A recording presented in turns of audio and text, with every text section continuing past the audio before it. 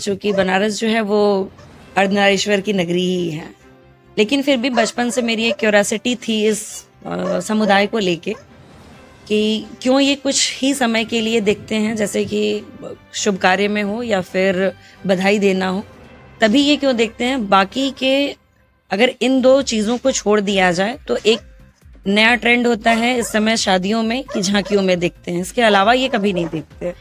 तो इनकी विजिबिलिटी को लेके, इनके बारे में जानने को लेके मेरी जो कौतूहल था, उत्सुकता थी, उसकी वजह से मैंने ये टॉपिक लिया और इस पे गहन रिसर्च भी किया, जिससे बहुत कुछ निकल के सामने आया।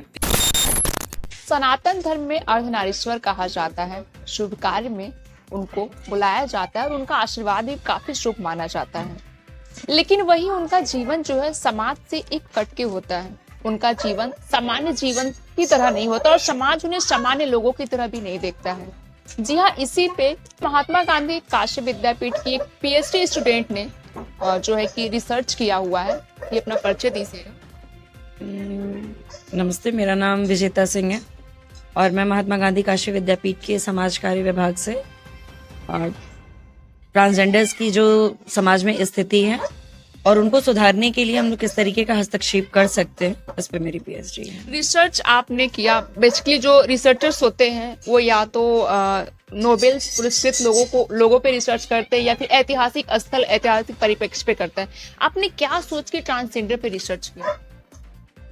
जैसा कि आपने ही अपने वक्तव्य में शुरू में कहा कि अर्धनारीश्वर बोला जाता है और चूंकि बनारस जो है वो अर्धनारीश्वर की नगरी ही है, लेकिन फिर भी बचपन से मेरी एक क्यूरियोसिटी थी इस समुदाय को लेके कि क्यों ये कुछ ही समय के लिए देखते हैं, जैसे कि शुभ कार्य में हो या फिर बधाई देना हो, तभी ये क्यों देखते हैं। बाकी के अगर इन दो चीज़ों को छोड़ दिया जाए तो एक नया ट्रेंड होता है इस समय शादियों में कि झांकियों में देखते हैं, इसके अलावा ये कभी नहीं देखते।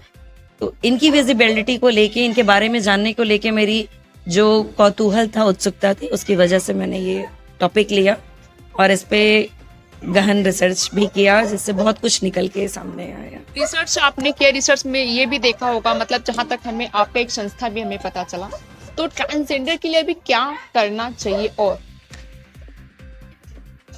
देखिए, कहने को हम लोगों ने अभी 26 जनवरी को जो गणतंत्र दिवस मनाया वो 75वां मनवाया।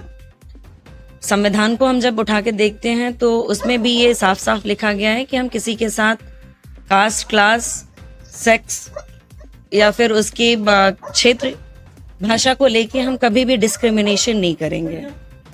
लेकिन सोसाइटी में जब हम मूव करते हैं या फिर समाज को जब बहुत पास से जानने की कोशिश करते हैं तो उसमें हम पाते हैं कि महिला और पुरुष, ये दो बॉक्स ऐसे बनाए गए हैं और शायद समाज का नजरिया या उनका चश्मा कहिए, इन्हीं दो को देखना भी पसंद करता है। अगर इससे इतर हमें कुछ दिख जाए तो अनायास हमारी नजरें उनको बरबर निहारती ही नहीं है, बल्कि घूरती भी हैं और बहुत से उपनामों से उनको संबोधित भी करती हैं। तो काम तो बहुत करना है, क्योंकि जब से हमें स्वतंत्रता मिली उसके बाद से महिला पुरुष की ही जद्दोजहद चली और उसके बाद बहुत से नारी आंदोलन हुए कि महिलाओं को बराबर में लाना है। लेकिन ये समाज से फिर अछूता रह जाता है वर्ग, जिसको अगर बराबरी में लाना है तो न सिर्फ हमें समाज में उनको एक्सेप्टेंस देनी पड़ेगी, उनको एजुकेशन में देना होगा, हेल्थ में देना होगा, नौकरियों में आरक्षण चाहिए, बेसिक नीड्स उनकी जो है वहाँ हर एक पायदान पे उनको देने की जरूरत पड़ेगी, तब शायद हम उस समानता की बात कर पाएंगे। भारत के प्रधानमंत्री जी ने जैसे एक दिव्यांगजन वर्ड दिया है, तो आपको लगता है कि उनको मतलब सम्मान के लिए कोई उनको भी नाम देना चाहिए? शायद इसके लिए एक पायलट सर्वे होना चाहिए कि जिस कम्युनिटी के लिए हम वर्ड ढूंढने जा रहे हैं या शब्द बनाने जा रहे हैं, वो किस नाम से अपने आप को संबोधित करवाना गर्व महसूस करेगा। तो शायद इसका जवाब हमें उनसे पूछना चाहिए कि वो किस नाम से जाने पहचान पाना चाहते हैं समाज में, क्योंकि अब तक जितने भी नाम हैं वो समाज ने ही उनको दिया है, जो कि उन्हें पसंद नहीं है।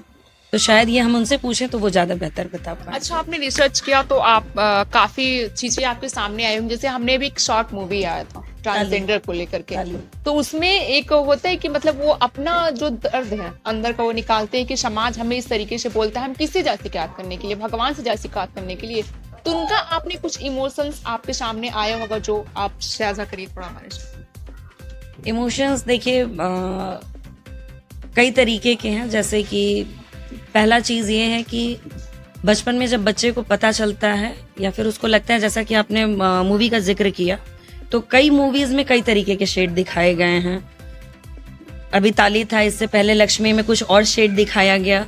उससे पुरानी मूवीज में हम लोग चले जाएं तो दुश्मन मूवी में भी थोड़ा सा उसका पार्ट रहा है, तो वो एक अलग अलग शेड दिखाया गया है।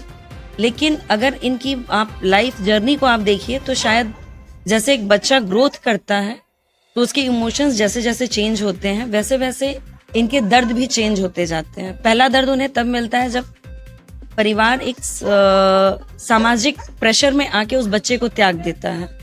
तो वो बच्चा तो अपना बचपन नहीं देख पाता है, वो वहां से संघर्ष करना सीखता है। उसे नहीं पता कि माँ का प्यार क्या है, पिता का प्यार क्या है, परिवार किस तरीके से एक दूसरे के साथ मिलके बढ़ता है, खुशियां क्या है, गम क्या है। उसके जीवन में केवल गम मिलता है। वो गम उसका परिवार खुद देता है, उसके रिश्तेदार देते हैं।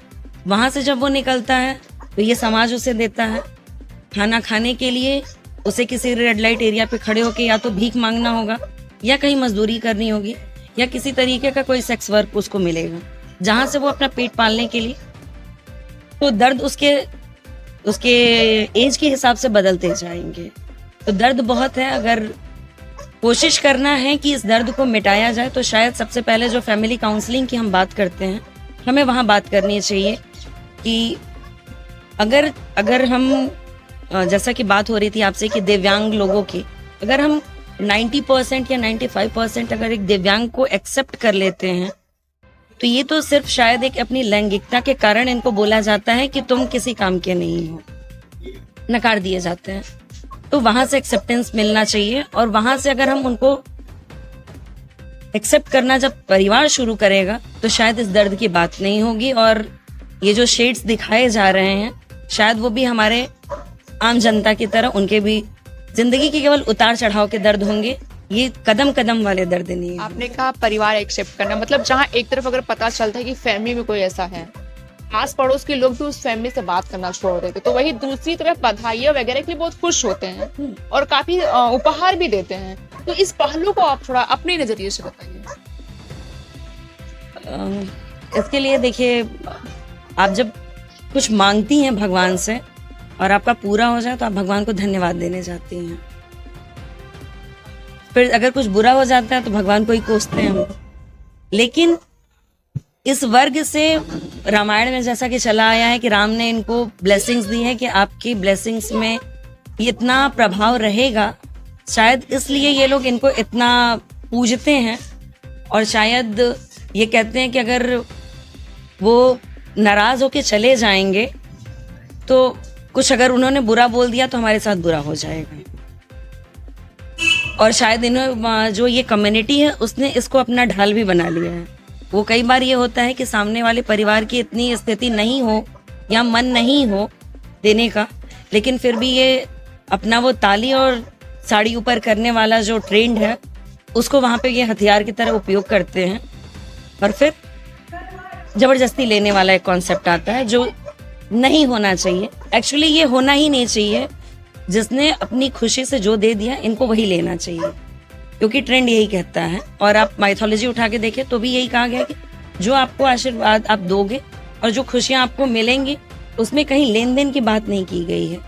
लेकिन ये एक हमारा व्यापार कह लीजिए या पेशा कह लीजिए, उस तरीके से इसको डेवलप किया गया। तो मेरे नज़र से ये कहीं ना कहीं आप किसी से कुछ मांग रहे हो जो कि भिक्षावृत्ति के क्लॉज में आता है, और भिक्षावृत्ति जो है निषेध है। तो ये वाला चीज़ खत्म होना चाहिए। बल्कि इनको भी हम अगर पढ़ाई में लेके आए तो शायद ये वाली चीज़ें हम भिक्षावृत्ति को बंद कर सकते हैं। अच्छा, कॉमन चीजों पे देखा जाता है, जैसे हम कभी ट्रेवल करते हैं, इन द केस अगर आप ऑटो में जा रहे हो, एक ट्रांसजेंडर है, कोई और है, तो काफी हीन भावना होता है, या फिर आप बस में जा रहे हो, या फिर आप जो है कि जो गवर्नमेंट द्वारा बनाया गया है बाथरूम, तो एक तरफ लेडीज महिला एक तरफ पुरुष लिखा जाता है, वही हॉस्पिटल में भी अलग से कोई है नहीं, तो सरकार की तरफ से आपको लगता है कि कुछ अलग से इनको देना चाहिए रिजर्वेशंस? बिल्कुल मिलना चाहिए। और इसके आरक्षण की बात हो रही है तो जहाँ तक मेरी जानकारी है कि इनको ओबीसी के कैटेगरी के तहत आरक्षण दिया जाएगा। लेकिन जो आप ट्रैवल की बात कर रही हैं, आप 99% ये मान के चलिए कि वो अपना खुद का बुक करके चलते हैं। कभी भी वो यूजुअली आपके पब्लिक ट्रांसपोर्ट को यूज नहीं करते हैं, क्योंकि लोगों के द्वारा अलग अलग उपनामों से बोला जाता है जो कि उनके दिल को बहुत आहत करता है। तो हम लोगों ने इसके लिए सरकार के पास एक पत्र लिखा भी है जिसमें ये डिमांड की है कि जो भी पब्लिक ट्रांसपोर्ट है, जैसे महिला पुरुष या दिव्यांगों के लिए आरक्षित किया जा रहा है, वैसे ही इनके लिए भी आरक्षित किया जाए, ट्रांसजेंडर्स के लिए भी।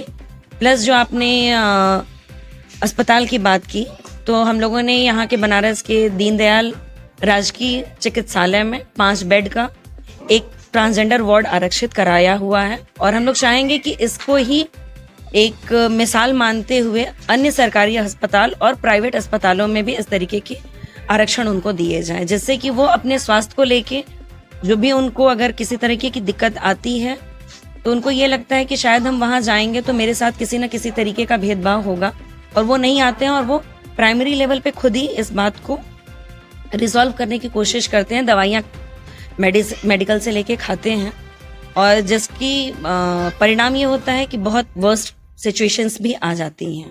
तो इस तरीके का ना हो, और जब उनको एक आरक्षण मिल जाएगा तो उनको भी ये लगेगा कि ये प्लेस हमारे लिए सिक्योर्ड है, और शायद हम यहाँ आएंगे तो महिला और पुरुष के जैसे एक महिला वार्ड में महिला अपने आप को सहज महसूस करती है, वैसे ही ये भी अपने आप को वहाँ सहज पाएंगे और अपनी स्वास्थ्य सुविधाओं के लिए वहाँ वो आगे आएंगे। आपने रिसर्च किया होगा, तो आपके जानकारी के अकॉर्डिंग कितने की संख्या होगी यहाँ बनारस में?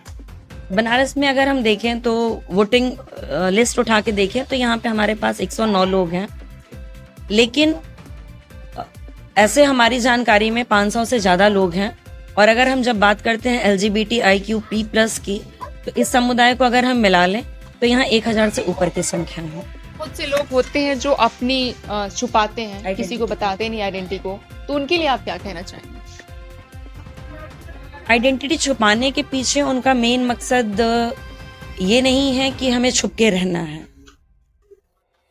सोसाइटी का कल्चर ऐसा है और एक्सेप्टेंस नहीं है हमें, तो वो एक फैमिली का प्रेशर कहिए जिसकी वजह से वो लोग अपनी आइडेंटिटी को रिवील नहीं करते हैं। इवन आप जब बहुत से लोगों को आप जो कि काफी ऊंचे पायदानों पे गए हैं, उसमें आप देखेंगे कि बहुत से लोग अपनी ओरिजिनल आइडेंटिटी के साथ नहीं गए, लेकिन जब उन्होंने सक्सेस पा ली है तब उन्होंने अपनी आइडेंटिटी को रिवील किया है कि हम जो हैं वो ट्रांसजेंडर समुदाय से हैं या LGBTIQ+ से हैं।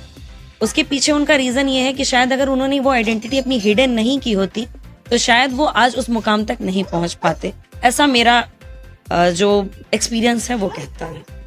बहुत बहुत धन्यवाद ट्रू टू लाइफ से बात करने के लिए। आप देख रहे हैं, ये थी विजेता महात्मा गांधी काशी विद्यापीठ की रिसर्चर हैं, PhD की, जो कि ट्रांसजेंडर पर रिसर्च कर रही हैं। ये सवाल आखिर सवाल बन के ही रह गया कि जहाँ पे समाज बधाइयां लेता है और उपहार देता है, तो वही उनको समाज से कट के क्यों देखा जाता है। ऐसे तमाम मुद्दे हम आपके साथ रूबरू करते रहेंगे। वाराणसी से मैं स्मिता, आप देख रहे हैं true to life. Please follow us on our social pages and stay updated with your daily news.